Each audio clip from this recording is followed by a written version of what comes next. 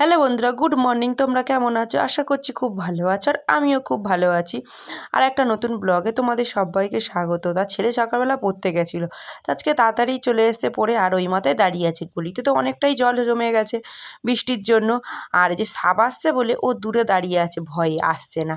এই যে জলডারা সাপ এখন খুব হয়েছে, জলডারা সাপ মানে জল তো এতটাই, সেই জন্য সাপরাও চারিদিকে ঘুরে বেড়াচ্ছে। ওরাও কোথায় থাকবে, তাই না? সেই জন্য দেখো এই যে সাপটা দেখো যাচ্ছে, আর ও ভয়ে ওই মাথায় দাঁড়িয়ে আছে। আমি বলছি চলে আয়, কিছু হবে না। ও চলে যাচ্ছে, না আমি যাব না।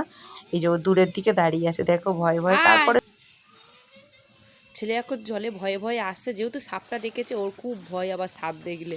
এই যে জলে আবার দেখো কিরকম করে আসছে ভয়ে, কিন্তু এইদিকে মাছ ধরতে চলে যাবে রাত্রিবেলা জলের মধ্যে নেমে, আর এইদিকে ভয়ও আবার। কালকে এতটাই পরিমাণে বৃষ্টি হয়েছে, অনেকটাই জল জমে গেছে।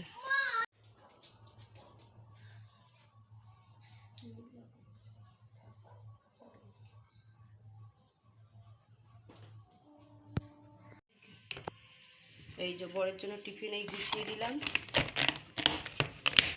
আর এই যে ভাত আর ভাজা। ভাত মাখিয়ে নিয়েছি, আর এখানে ডিম সিদ্ধ দিয়েছি। ডিমটা ছাড়াতে গিয়েই ভেঙে গেছে।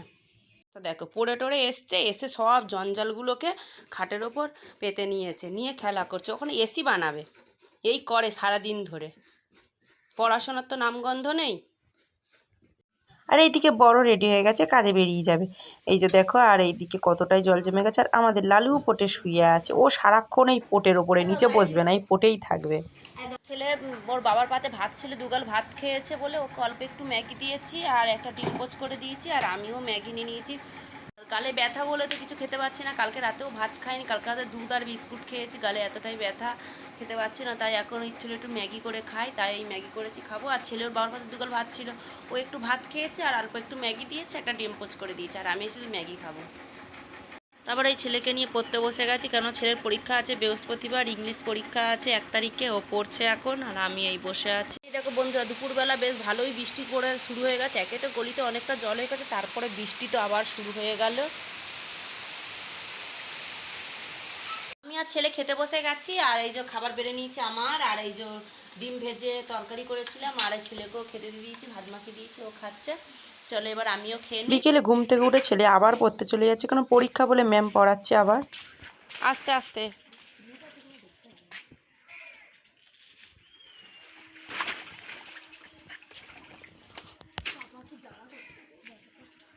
আস্তে আস্তে যায়।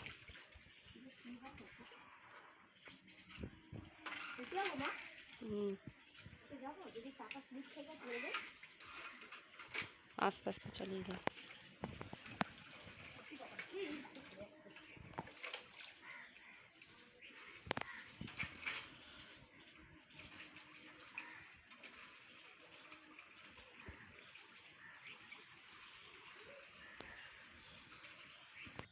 ছেলেকে পড়তে পাঠিয়ে ঘরের কাজবাজগুলো সেরে নিলাম, নিয়ে এই জলে জলে আমি একটু বেরিয়েছি দরকারে। এই যে দেখো গলিতে এখনও কতটা জল আছে, আর পুরো আমাদের মোড়ে মাথা পর্যন্ত জল, এতটাই জল, চারিদিকে জল থই থই থই থই করছে, এরকম জল। তারপরে চলে গেছি বাপের বাড়িতে।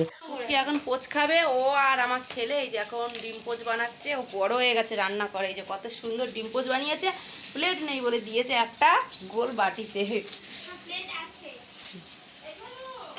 বন্ধুরা, এই রাত্রিবেলা রান্না করছি, ডাল করছি, আর এখানে ভাত, আলু সিদ্ধ, ডিম সিদ্ধ করেছি। রাতের মেনু এইটাই, আর এই ডাল। তো আজকে ভিডিওটা এই পর্যন্তই। ভালো লাগলে একটা লাইক করে দিও। Tata, bye bye, good night.